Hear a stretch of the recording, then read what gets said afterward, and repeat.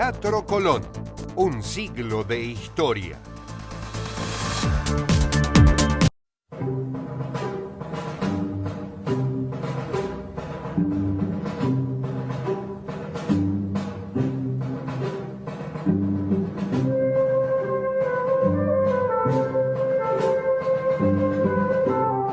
En Turismo Visión Argentina nos encontramos frente al Teatro Colón, un hito de la ciudad de Buenos Aires y sin dudas también de la Argentina a nivel mundial. Con 104 años de historia, el Teatro Colón sigue siendo reconocido por su acústica y por el valor artístico de su construcción.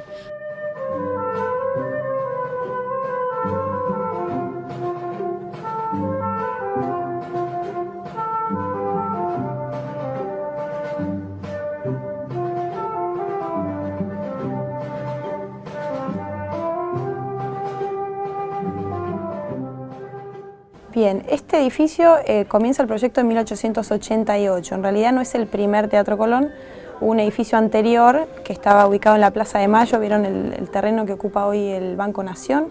Ahí se inaugura en 1857 el primer Teatro Colón, que dura solamente 30 años, porque bueno, problemas económicos, quebró y cerró. Ten en cuenta que en esa época no había todavía suficiente cantidad de público formado para llenar un auditorio de estas dimensiones.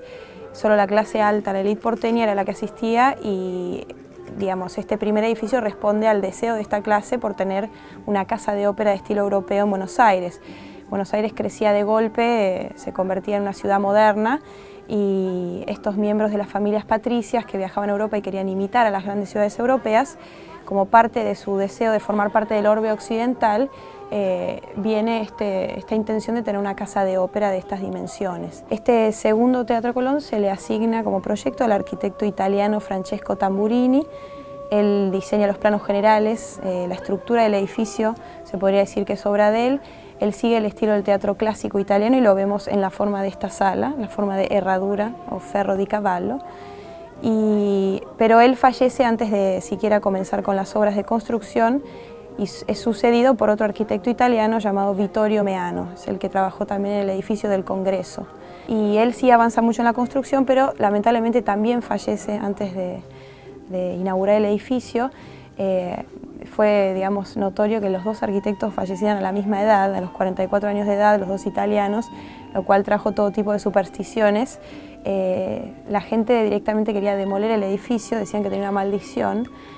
Así que fue necesario esperar a que apareciera algún valiente que se atreviera a terminarlo, que no se sintiera condenado a morir a los 44. Y bueno, el tercer arquitecto que se hace cargo y que termina el edificio tenía más de 44, así que estaba fuera de peligro, el belga Jules Dormal. Él fue quien, digamos, termina el Teatro Colón y le da el estilo más bien francés que se ve en los decorados de los salones superiores. Digamos que lo que caracteriza a este edificio así a nivel arquitectónico es su eclecticismo, en primer lugar, la mezcla de estilos. Es una pieza que pertenece a una tradición arquitectónica propia de fines del siglo XIX y principios del XX, sobre todo en edificios del Nuevo Mundo, estas ciudades de América que crecían de golpe y querían imitar a Europa.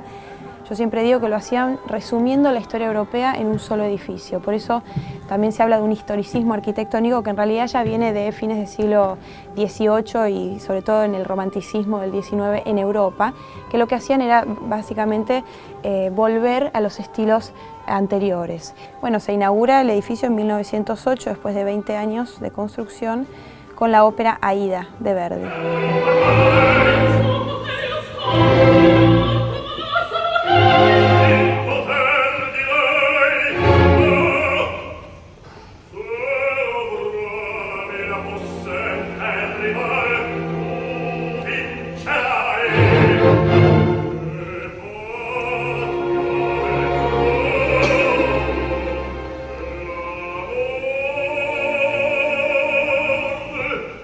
Lo que importaba más que nada era tener una casa de ópera de estilo europeo.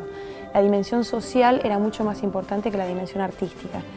El desarrollo de las artes se da sobre todo a partir de la década del 20, con el gobierno de Alvear, por ejemplo. Ahí aumenta mucho la calidad de las representaciones, se forman los cuerpos estables de artistas a partir de 1925, se municipaliza el teatro en la década del 30, tiene lo que dicen acústica perfecta, por una serie de factores que generan esta acústica perfecta.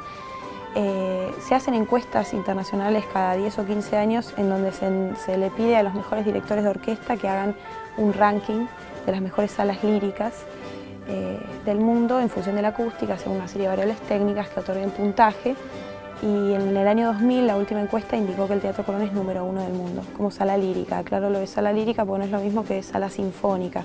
Para conciertos se necesita otro tipo de variables. Esto se pensó como casa de ópera, después se agregó la actividad de conciertos, pero su función principal es esa, representar óperas, bueno, y ballet, que tiene el mismo tipo de acústica que una ópera. Digamos, ¿qué factores se determina esta acústica? Son muchos, entre otros la forma de la sala, la forma de herradura, genera una distribución uniforme del sonido. La combinación de materiales es el factor fundamental. Vas a ver que los 3 primeros niveles, los niveles de palcos, tienen materiales blandos, absorbentes, telas, madera, todo forrado. Esto absorbe el sonido e impide que rebote. En cambio, del 4.º nivel hacia arriba tenemos materiales duros como mármol, bronce, reflexivos, que hacen que se genere reverberancia, que se genere eco. Es como combinar 2 extremos, el de una iglesia, por ejemplo, que es duro con eco todo el tiempo, y una sala de ensayo, un estudio de grabación que tiene goma espuma. Si combinas esos 2 extremos obtenés el punto medio, que es esta acústica. Se proyecta el sonido llega a todos los espectadores, no hay espacios muertos donde no llegue. Bueno, tiene 7 niveles, la localidad de más abajo es la de platea, y después los 7 niveles que incluyen palcos, palcos bajos, palcos balcón y palcos altos, y después viene cazuela, tertulia, galería y paraíso. Cazuela, tertulia y galería tienen butacas y una hilera detrás para personas de pie, y el paraíso o gallinero, el último nivel, es para personas de pie originalmente, pero hoy en día tiene una hilerita de butacas. No son butacas, no es una madera donde uno se puede sentar, pero es sobre todo pensado para gente de pie. Esas son las localidades más baratas. A medida que uno sube, disminuye el precio, y a medida que uno se va del centro a los laterales también.